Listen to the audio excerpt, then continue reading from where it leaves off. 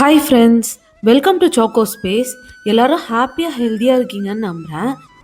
இன்னைக்கு நான் உங்களை எல்லாரையும் ஒரு ரொம்ப யூனிக்கான டெம்பிளுக்கு தான் கூட்டிகிட்டு போக போகிறேன். ஆயிரக்கணக்கான பொம்மைகள், அதுவும் ஒரே இடத்துல, அதுவும் ஒரு கோயிலில். இந்த ஃபர்ஸ்ட் டைம் பார்க்கும்போது எனக்கு ரொம்ப ஷாக் ஆயிடுச்சு. இந்த டால்ஸ் எல்லாமே டெக்கரேஷனுக்கா, இல்லை இது பின்னாடி வேற ஏதாவது சீக்ரெட் இருக்கான்னு சொல்லிட்டு நம்ம இன்னைக்கு டிஸ்கவர் பண்ண போகிறோம். ஸோ ஃப்ரீ டைமில் ரிலாக்ஸாக ஸ்கிப் பண்ணாமல் பாருங்கள். நாங்க எங்க மாமியார் வீட்டுக்கு கடலூருக்கு தான் போனோம். அப்ப எங்க மாமியார் சொன்னாங்க, "இங்க பக்கத்துல ரொம்ப பவர்ஃபுல்லான ஒரு கோயில் இருக்கு. போலாமான்னு?" கேட்டாங்க. அவங்க ரீசென்ட்டா அந்த கோயிலுக்கு போனாங்களாம். செம்மையா இருக்கு. பசங்கலாம் ரொம்ப என்ஜாய் பண்ணுவாங்கன்னு எங்கள்ட்ட சொன்னாங்க. சரி போலாம், நம்மளும் போய் பார்க்கலான்னு சொல்லிட்டு நாங்களும் கிளம்பிட்டோம். வீட்லேருந்து ஒரு 13 கிலோமீட்டர் டிஸ்டன்ஸ்ல இருந்துச்சு. கிட்டத்தட்ட ஒரு 1/2 அன் ஹவர் தான் டிராவலு. இந்த கோயில் கடலூர் டிஸ்ட்ரிக்ட்ல இருக்கிற தென்னம்பாக்கம்ன்ற வில்லேஜ்ல தான் இருக்கு. வில்லேஜ் ரோடுன்றதுனால ரொம்ப ரிலாக்ஸிங்காக இருந்துச்சு. போகும்போதே ரொம்ப பீஸ்ஃபுல்லாக ஃபீல் ஆச்சு. அதே மாதிரி சுற்றி வயல் தான். நேச்சர், ஃப்ரெஷ் ஏர்னு சிட்டியில் இருக்கிற அந்த அவசரம், பரபரப்பு எதுவுமே இல்லாமல் ரொம்ப சூப்பராக இருந்துச்சு. நாங்கள் ஒரு சண்டே தான் பிளான் பண்ணோம். அந்த கோயில் மண்டே தான் விசேஷம்ன்ற மாதிரி சொன்னாங்க. ரொம்ப கூட்டமாக இருக்குமா மண்டேலாம் போனால். நாங்கள் சரி சண்டேவே போனால் ரொம்ப ஃப்ரீயாக இருக்கும், நம்ம பார்த்துட்டு வந்துடலாம்னு நினச்சி தான் போனோம். ஆனால் அங்கே நடந்தது வேற. எங்க மாமியார், மாமனார் ஒரு தேர்ஸ்டேவா பார்த்து போயிருக்காங்க. அப்போ போனப்ப யாருமே இல்லையா. ஒரு 10 மினிட்ஸ்ல ஃபுல்லாவே சுத்தி பார்த்துட்டு வந்துட்டாங்களாம். ஸோ சண்டேவும் அப்படிதான் இருக்கும். மண்டே தான் மோஸ்ட்லி கூட்டமா இருக்கும்னு சொல்லிட்டு பிளான் பண்ணி போனா, சண்டே செம்ம கூட்டத்துல மாட்டிக்கிட்டோம். நம்ம ஒரு 10:00 அங்க ரீச் ஆயிட்டோம். கொஞ்சம் கூட்டம் தான் இருந்துச்சு. அதுக்கப்புறம் தான் ரொம்ப அதிகமா கூட்டம் வர ஆரம்பிச்சிருச்சு. மோஸ்ட்லி மண்டே லீவ் போட்டுட்டு வர முடியாதவங்கலாம் சண்டேவே இப்பலாம் வந்துடுறாங்களாம். அதனால தான் சண்டே, மண்டே இப்ப 2 நாளுமே ரொம்ப கூட்டமா தான் இருக்காம். இது ஒரு ஃபாரஸ்ட் ஏரியா மாரி தான் இருக்கு. பார்க்கிங்லாம் நல்ல ஸ்பேஸ் இருந்துச்சு. பட் கோயில சுத்தி ஒரே பொம்மை தான் இருக்கு. கலர் கலரா டிசைனா இருந்துச்சு. இந்த கோயிலுக்கு காம்பவுண்டுன்னு தனியா எதுவும் இல்ல. இந்த பொம்மைங்கள தான் அப்படியே அடுக்கி வச்சு காம்பவுண்டா ஃபார்ம் பண்ணி வச்சிருக்காங்க. அவ்ளோ பொம்மைய இதுவரை நான் ஒரே பிளேஸ்ல பார்த்ததில்ல. அதுவும் ஒரு கோயில்ல கண்டிப்பா இப்ப தான் ஃபர்ஸ்ட் டைம் பார்க்குறேன். என்ட்ரன்ஸ்ன்னு சொல்லிட்டு ஒரு ஆர்ச் மாரி இருக்கு. அதுக்குள்ள போனோம்னா 2 சைடுமே ஃபுல்லா ஷாப்ஸ்லாம் போட்டு வச்சிருக்காங்க. அப்புறம் நாங்க போய் கியூல போய் நின்னுட்டோம். தூரத்துலேருந்து பார்த்தாலே சாமி நல்லா கிளியரா தான் தெரியுது.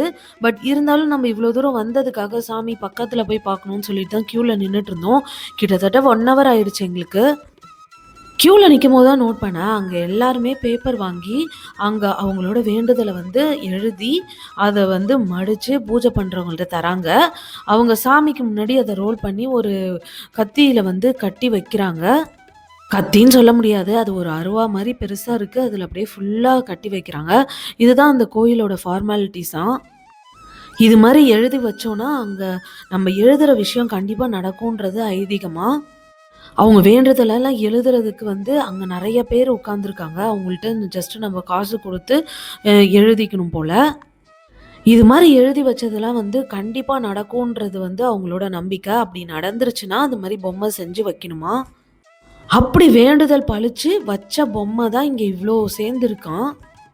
அப்ப இந்த பொம்மை எல்லாமே ஒரு ப்ரூஃப். இங்க வேண்டுதல் பண்ணி அது நிறைவேறியிருக்குன்றதுக்கு ப்ரூஃப் தான் இத்தனை பொம்மையுன்றபோது, எனக்கு ரொம்ப ஷாக்கிங்காவும் இருந்துச்சு. ஒரு சர்ப்ரைஸாவுமே இருந்துச்சு. நாங்க கியூல நிக்கும்போதே பின்னாடி எங்க பின்னாடி நின்னவங்க, முன்னாடி நின்னவங்கலாம் நாங்க கேட்டு பார்த்தா, எல்லாமே ரொம்ப தூரத்துலேருந்துலாம் வந்திருக்காங்க. காஞ்சிபுரம், அதுக்கப்புறம் மதுரை, திருவாரூர் அந்த மாரி ஏரியாலேருந்துலாம் வந்திருக்காங்க. நெறைய பேர் 3 வாரம் தொடர்ந்து வர்றது, 9 வாரம் தொடர்ந்து வர்றதுன்னு சொல்லிட்டு வந்திருக்காங்க. இங்க இருக்கிற சாமி பேர் அழகுமுத்து ஐயனார். இந்த கோவிலுக்கு பேக் சைட்ல ஒரு சித்தர் ஜீவ சமாதியும் இருக்கு. அழகர் சித்தர்ன்னு 300, 350 வருஷத்துக்கு முன்னாடி இந்த ஊருக்கு ஒருத்தவங்க வந்திருக்காங்க. அப்போ மோஸ்ட்லி அவங்க தவம் பண்ணிட்டே தான் இருந்திருக்காங்க. அப்புறம் அப்படியே அந்த ஊர் மக்களுக்கு ஹெல்த் இஷ்யூஸ் எல்லாம் சரி பண்ணியிருக்காங்க. ஃபைனலா ஒரு நாள் அங்க இருக்கிற கிணத்துல ஜீவ சமாதி அடைஞ்சிருக்காங்க. பட் அந்த கிணற இப்ப மூடி வச்சிருக்காங்க. அது மேல பூ போட்டு டெக்கரேட் பண்ணி, அதுக்கப்புறம் அது மேலேயே தீபமும் ஏத்தி, அங்க இப்ப தூபம்லாம் காட்டி வழிபடுறாங்க. எங்க மாமியார் அவங்களோட எக்ஸ்பீரியன்ஸ எங்களோட ஷேர் பண்ணியிருந்தாங்க. அவங்க ஒர்க் பண்ணிட்டு இருக்கும்போது இங்க ஒரு டைம் வந்திருக்காங்களாம். கிட்டத்தட்ட ஒரு 20 இயர்ஸ் பேக் இந்த கோயில் அவ்ளோ ஃபேமஸாலாம் இல்லையாம் அவங்க வரப்ப. அந்த கிணறு பக்கத்துலயும் அவங்களலாம் அலோவ் பண்ணாங்களாம். அதே மாரி அங்க பூஜை பண்றவங்க அந்த கிணற ஓப்பன் பண்ணி அதுல தண்ணி மொண்டு குடுத்தாங்களாம். செம்ம டேஸ்ட்டா இருந்துச்சாம். அதே மாரி கிணறையுமே எட்டி பார்க்குறதுக்குலாம் அலோவ் பண்ணுவாங்களாம். அந்த தண்ணி குடிச்ச டேஸ்ட் வந்து இப்போ வரைக்கும் அவங்களுக்கு வந்து மெமரீஸ்ல இருக்காம். அதே மாரி ரொம்ப ஸ்வீட்டா தீர்த்தம் மாரி இருந்துச்சாம். பட் ரொம்ப கொஞ்சம் காடு மாரி ஏரியா தான் இருக்குமாம். பட் இப்போ வந்து இந்த ஏரியா ரொம்ப டெவலப் ஆயிருக்கு. அந்த கிணறு பக்கத்துல கூட நம்மளால முடியாது. சுத்தி கம்பி மாரி கட்டிட்டாங்க. நான் போய் பார்க்கும்போது அது கிணறானே எனக்கு கொஞ்சம் டவுட்டா தான் இருந்துச்சு. நெறைய பேரு அந்த ஜீவசமாதியில வந்து மெடிடேஷன் பண்றாங்க. நாங்களும் கொஞ்ச நேரம் அங்க உட்கார்ந்திருந்தோம். நாங்க ஒரு 10:00 கிட்ட போனதுனால, நாங்க சீக்கிரம் பார்த்துட்டோம். ஒரு 1 ஹவர்ல பார்த்து முடிச்சுட்டோம். பட் எங்களுக்கு பின்னாடி கூட்டம் வர ஆரம்பிச்சது. கிட்டத்தட்ட அந்த ஆர்ச்ச தாண்டி பார்க்கிங் வரையெல்லாம் நின்னுச்சு. சண்டேவே இப்படி இருக்கு. மண்டேலாம் வந்தா அவ்வளோதான். ரொம்ப டைம் ஆகுன்ற மாரி எல்லாரும் சொல்லிட்டு இருந்தாங்க. அழகுமுத்து ஐயனாரு, அப்புறம் ஜீவசமாதிலாம் பார்த்துட்டு சுத்தி வரும்போது நெறைய டிஃப்ரெண்ட்டா பொம்மைலாம் வச்சிருந்ததெல்லாம் பார்த்தோம். பேபீஸு, போலீஸு, அப்புறம் டாக்டர்ஸு, டீச்சர்ஸு, அப்புறம் family, auto, ship, marriage dals, அப்புறம் மெயினா வீடுலாம் நெறைய கட்டி வச்சிருந்தாங்க. இன்னொரு விஷயம் என்ன நோட் பண்ணேன்னா, இப்ப தான் வந்து கலர் கலரா டால்ஸ்லாம் செய்றாங்க. அப்போ வந்து ஒரே மாரி கலர்ஸ்ல வந்து பண்ணியிருக்காங்க. என்ன வேண்டுதலோ அது நடந்ததுன்னா, உடனே அது என்னன்னு வேண்டிக்கிட்டோமோ, அது ரிலேட்டடா பொம்மை வைக்கிறாங்க. ஃபார் எக்ஸாம்பிள் இப்ப மேரேஜ் ஆகணும்னு வேண்டிக்கிட்டாங்கன்னா, உடனே வந்து மேரேஜ் ஆனதுக்கப்புறம் வந்து, மேரேஜ் ஆன மாரி 2 பேரு தம்பதியர் மாரி ஒரு சிலை செஞ்சு வைக்கிறாங்க. அதே மாரி குழந்தை பாக்கியம் வேணும்னா, குழந்தை பொறந்ததுக்கப்புறம் வந்து ஒரு குழந்தை சிலை மாரி செஞ்சு வைக்கிறாங்க. சேம் வீடு கட்டணும்னாலும் அதே மாரி வீடு கட்டி முடிச்சதுக்கப்புறம் ஒரு வீடு மாரி ஸ்டாச்சு பண்ணி வைக்கிறாங்க. இந்த பொம்மைங்களோட மெயினான சீக்ரெட் என்னன்னா, இந்த டால்ஸ் எல்லாமே வந்து யாராவது வச்சு டெக்கரேட் பண்ணது கிடையாது. ஒவ்வொரு டால்ஸ்க்கு பின்னாடியும் ஒரு ஒரு ஃபேமிலியோட ஹாப்பினஸ் இருக்கு. அதுக்கப்புறம் ஒரு ஆசை நிறைவேறியிருக்குன்னு அர்த்தம்.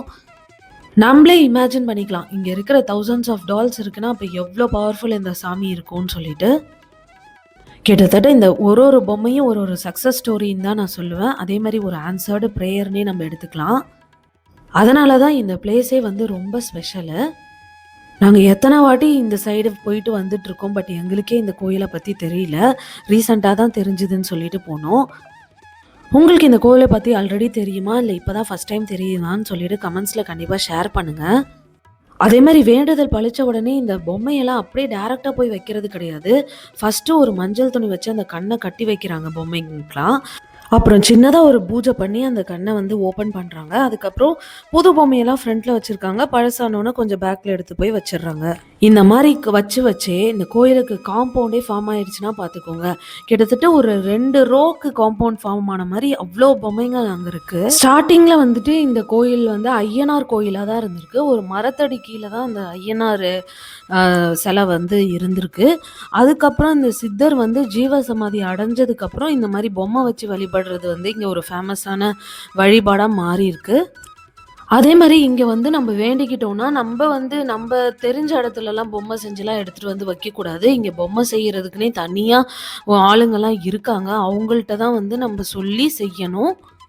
மேபி இந்த ஊர்ல இருக்கிறவங்களுக்குலாம் அதுதான் வந்து ஒரு தொழிலா இருக்கிறதுக்காக இது மாரி ஃபார்ம் பண்ணியிருக்காங்களா என்னன்னு தெரியல. பட் ஆயிரக்கணக்கான மக்களோட நம்பிக்கைய வந்து காப்பாத்தியிருக்குன்னு தான் சொல்லணும்.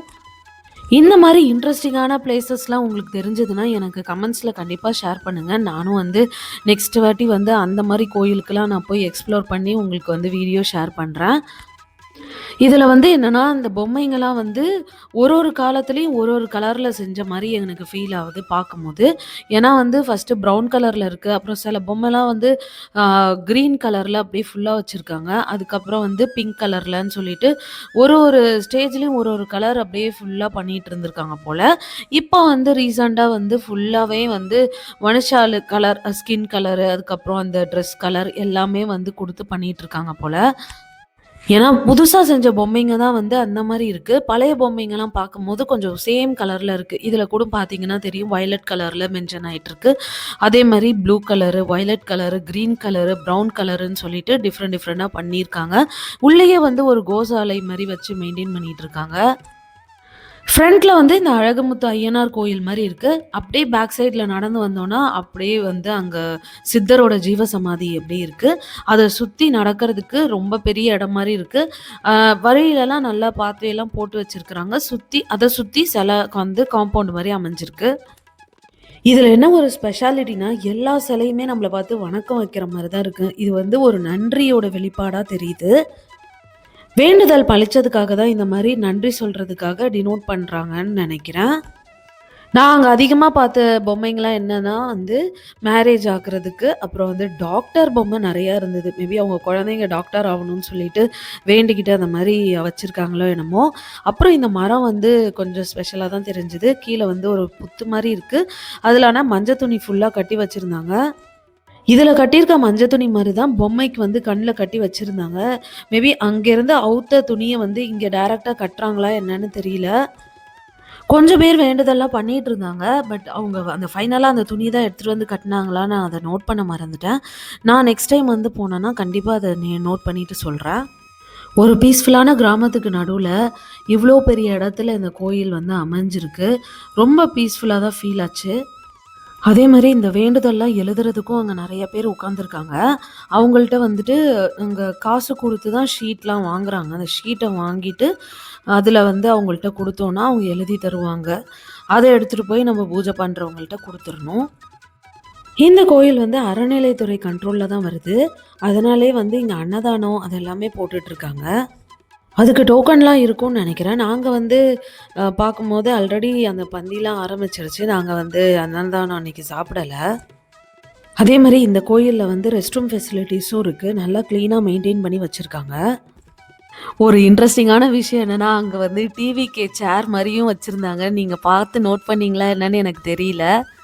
அத பத்தி நீங்க என்ன நெனைக்கிறீங்கன்னு கமெண்ட்ஸ்ல சொல்லுங்க. அதே மாரி ஆட்டோ, அப்புறம் ஒரு வேன் மாரி, அப்புறம் அது கப்பல் மாரிலாம் பண்ணி வச்சிருந்தாங்க. ஏரோப்ளேன் கூட வச்சிருக்காங்க.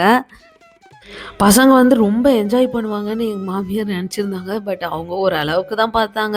அவங்களும் இப்ப மொபைல் ஸ்க்ரோலிங் அது இதுன்னு பண்றதுனால, இதெல்லாம் அவங்களுக்கு ஒரு பெரிய விஷயமாவே தெரியல.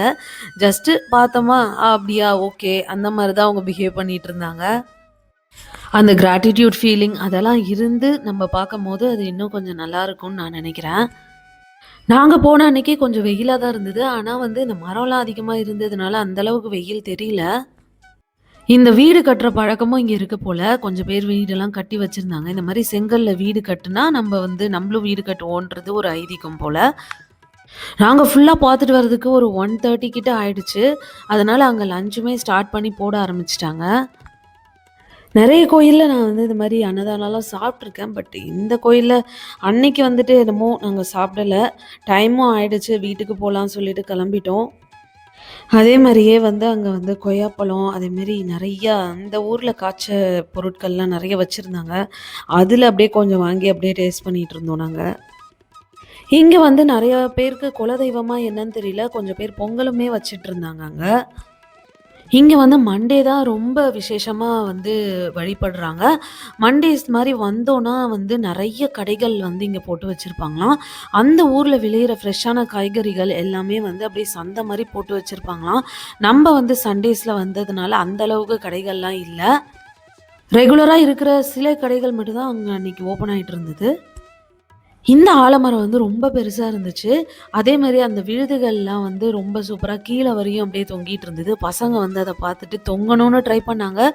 பட் வந்துட்டு அவங்களுக்கு வந்து செட் ஆகல. நானும் சின்ன வயசுல இந்த மாரி ஆலமரத்துல இதுலலாம் தொங்கியிருக்கிறேன். என்னன்னா ஸ்டார்ட்டிங்ல ஆசையா இருக்கும். பட் புடிச்சு தொங்கும்போது கொஞ்சம் வந்து ஹெவியா ஃபீல் ஆகும். பெரியவ கொஞ்ச நேரம் ட்ரை பண்ணா. அதுக்கப்புறம் அப்படியே சின்னவளும் சேர்ந்து ட்ரை பண்ணிட்டு இருந்தா. அப்புறம் டைமுமே ஆயிடுச்சுன்னு சொல்லிட்டு சீக்கிரமா கிளம்பலான்னு முடிவு பண்ணிட்டோம். நெறைய கோயில்கள் நான் பார்த்துருக்கேன். பட் வந்து இந்த கோயில் வந்து எனக்கு ஒரு டிஃப்ரெண்டான அனுபவமா தான் இருந்துச்சுன்னு சொல்லுவேன். ஏன்னா, இது வந்து மறக்கவே முடியாது. இந்த மாரி இவ்ளோ பொம்மைகள ஒரே இடத்துல பார்த்தது. அதேமாரி ட்ரெடிஷ்னலா எப்பயும் இருக்கிற கோயில் மாரி இது இல்ல. ஒரு டிஃப்ரெண்ட்டா இருந்துச்சு. ஸோ ஃப்ரெண்ட்ஸ் உங்களுக்கு சான்ஸ் கிடைச்சா கண்டிப்பா இந்த டெம்பிள விசிட் பண்ணுங்க. அப்புறம் எஸ்பெஷலி இந்த வீடியோ புடிச்சிருந்தா லைக் பண்ணுங்க.